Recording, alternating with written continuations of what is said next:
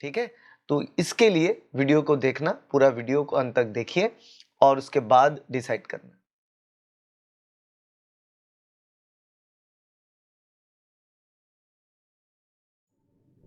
नमस्कार दोस्तों, स्वागत है शोमुस बायोलॉजी के और एक वीडियो में। और इस वीडियो में हम बात करेंगे कि सर्जरी और surgical treatment for piles. Piles के लिए सर्जरी क्या क्या अवेलेबल है और अलग अलग प्रकार की जो सर्जरी है उसका क्या बेनिफिट्स है और कौन सी डिसएडवांटेजेस है, सारी चीजें के बारे में। तो अगर आपको पाइल्स है और पर्टिकुलरली ग्रेड 3 या ग्रेड 4 पाइल्स है जिसके लिए सर्जरी चाहिए होता है, तो आपको जानना है कि सर्जरी वाकई चाहिए या नहीं, सर्जरी करने से एडवांटेज क्या है, डिसएडवांटेज क्या है और कौन कौन सी चीजों में आपको ध्यान रखना है पाइल सर्जरी के बाद। इसके बारे में वीडियो में अंत तक जरूर देखना। तो चलिए पहली बात कर लेते हैं कि सर्जरी। एक सर्जरी सुनने पर ही लोगों को एक ना ऐसे, हर एक को, मुझको भी, अगर मुझे कोई कहेगा आपको सर्जरी करना है ये चीज के बारे में, पहले सोचूंगा भाई बिना सर्जरी के कर दो यार। क्योंकि सर्जरी मतलब एक प्रोसेस जिसमें हॉस्पिटलाइजेशन होगा, आपको ओटी रूम में लिया जाएगा, 10-12 फॉर्म फिलअप किया जाएगा, ये हो बहुत सारी चीज़ें करना पड़ता है। और उसके बाद एक डाउन टाइम। सर्जरी का मतलब है निडल, सर्जरी का मतलब है कांची, सर्जरी का मतलब है स्टेपल्स, और ये चीज़ को यूज़ करके किया जाएगा, उसमें टाइम लगेगा, उसके बाद रिकवरी में टाइम लगेगा और कॉम्प्लिकेशंस हो सकता है। तो लोग ये सब कुछ सोचता रहता है। तो एक साइकोलॉजिकल बैटल हो जाता है जब भी आप डॉक्टर आपको बोल देते हैं सर्जरी चाहिए। और लोग क्या करते हैं, जब भी देखते हैं डॉक्टर, एक डॉक्टर बोले सर्जरी, तो लोग ढूंढते रहते हैं कि कौन सा डॉक्टर है जो बोलेंगे बिना सर्जरी का ठीक होगा। ये सोचे कि पहले जो डॉक्टर बताया सर्जरी के बारे में वो क्या सोच के ये बताया, क्या डायग्नोसिस करके ये बताया, ये चीज लोग भूल जाते हैं। तो लोग क्या करते हैं, अलग अलग जगह पे जाएंगे, अलग अलग ओपिनियन लेंगे, और कोई ऐसा मतलब पाइल्स, फिशर, फिस्टुला में क्या होता है ना, लोग ये चीज खुला में ऐसे बात नहीं करते। मैं यहाँ पे वीडियो इसलिए बना रहा हूँ कि लोग इसको लेकर बात करें, क्योंकि ये सीरियस प्रॉब्लम इंडिया में।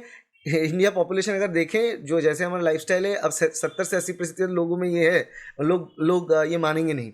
अब देखो, वो लोग जब बाहर जाएंगे तो लोग जाके पूछते हैं कि दोस्तों से या फिर किसी बहुत क्लोज रिलेटिव से, तो वो कहेगा तुझे ये प्रॉब्लम है, चल तुझे यहाँ पे ले जा तो ठीक हो जाएगा। ये करते करते बहुत लेट कर देते हैं और ग्रेड 1 का पाइल्स ग्रेड 2 हो जाता है, ग्रेड 2 से ग्रेड 3 हो जाता है, 3 से 4 हो जाता है। तब क्या जाता है, तब बहुत कॉम्प्लिकेटेड हो जाता है, सर्जरी भी कॉम्प्लिकेटेड हो जाता है। तो इसलिए जब भी ऐसा प्रोसेस, ऐसा प्रॉब्लम आए, खून आ रहा है लगातार कुछ दिनों, आप ब्राइट रेड कलर का जो खून, रॉ ब्लड जो होता है वो आ रहा है आपके स्टूल के साथ, आप बिल्कुल जाएं और जांच करें। बहुत इंपॉर्टेंट है, ठीक है। क्योंकि पाइल्स, फिशर, फिस्टुला ये है तो बहुत ही गंदी बीमारी, मतलब बहुत आपकी लाइफ को एकदम निचोड़ के रखेगा, मगर इससे आप मरोगे नहीं। ये बिनाइन डिजीज है, कोई इंसान इसको लेकर लाइफ लॉन्ग रह सकता है, इससे कैंसर नहीं होता, इससे कुछ नहीं होता। मगर उसको अगर आप ट्रीटमेंट नहीं करोगे तो मतलब फायदा क्या इस चीज को। अगर मैलिग्नेंट नहीं है, बिनाइन एक डिजीज है तो फाइन है, राइट।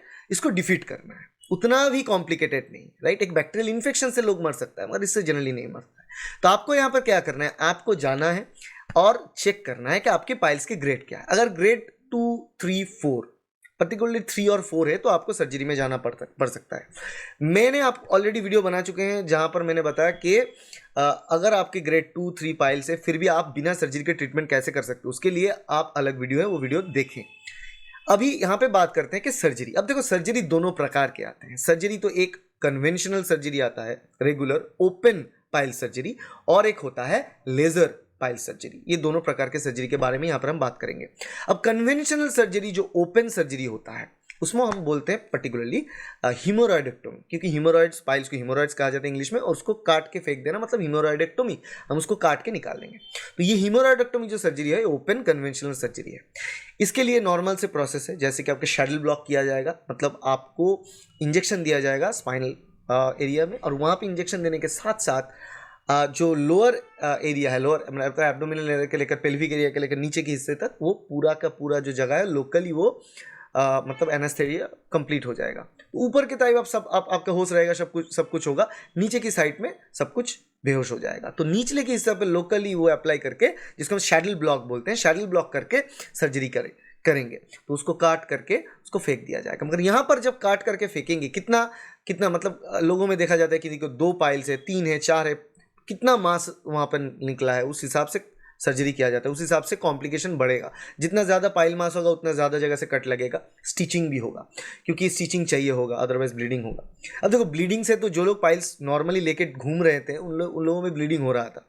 अब आफ्टर सर्जरी भी ब्लीडिंग होना, थोड़ा बहुत पेन जनरल होना वो भी रहेगा, मगर वो जो पेन होगा उसके रिकवरी भी होगा, विद इन अ वीक आप रिकवर कर जाओगे।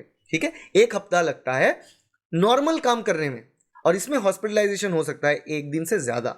मतलब कन्वेंशनल जो सर्जरी होता है कितना कॉम्प्लिकेटेड उसके ऊपर डिपेंड करके डॉक्टर्स चेक करते हैं कितना ब्लीडिंग हो रहा है, उसको मैनेज कर पाएंगे या नहीं घर पे। ये सब देखने के बाद 2 दिन रख सकते हैं, 3 दिन भी रख सकते हैं, कभी कभी अगर कॉम्प्लिकेशन बढ़ जाए तो 1 हफ्ता तक रख सकते हैं ओपन पाइल सर्जरी अगर किया जाता है तो। Otherwise release with in 2 to 3 days आप घर आ जाओगे, और घर में भी विद इन अ वीक आप अब सब नॉर्मली काम कर पाओगे। ज़्यादा जो वेट है, भारी चीज़ें, उसको आप उठा नहीं सकते, कुछ महीनों के लिए आप मत करें, ठीक हो जाने दीजिए।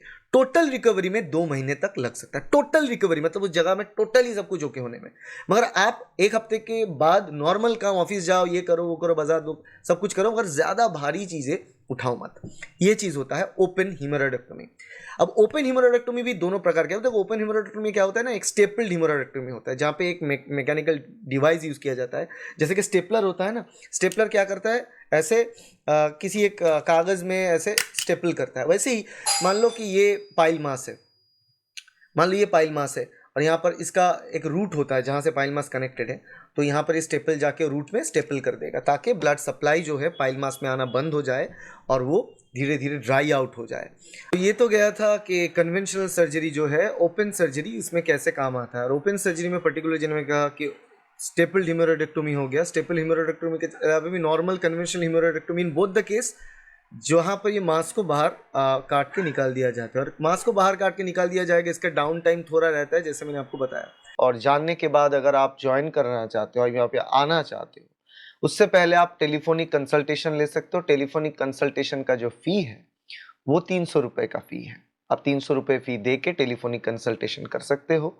उसके बाद अगर आपको चाहिए कि कैसे आना है, क्या करना है, वो प्रोसेस आप फॉलो कर सकते हो।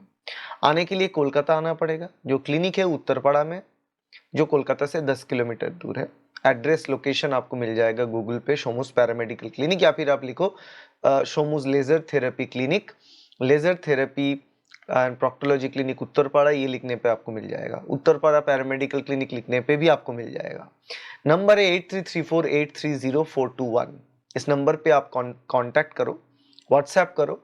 फिर ये जो फी है 300 रुपीज़ का, ये फी डिपॉजिट करना है आपको, उसका स्क्रीनशॉट देना है जीपे फोन पे डिपॉजिट करके स्क्रीनशॉट भेजना है। उसके बाद टेलीकंसल्टेशन लीजिए, और उसके बाद अगर चाहे वो प्रिस्क्राइब्ड वर्जन होगा, आपको प्रिस्क्रिप्शन प्रोवाइड किया जाएगा। टेलीकंसल्टेशन के बाद अगर आपको लगता है कि आप ट्रीटमेंट करना चाहते हो तो यहाँ पे आके ट्रीटमेंट कर सकते हैं।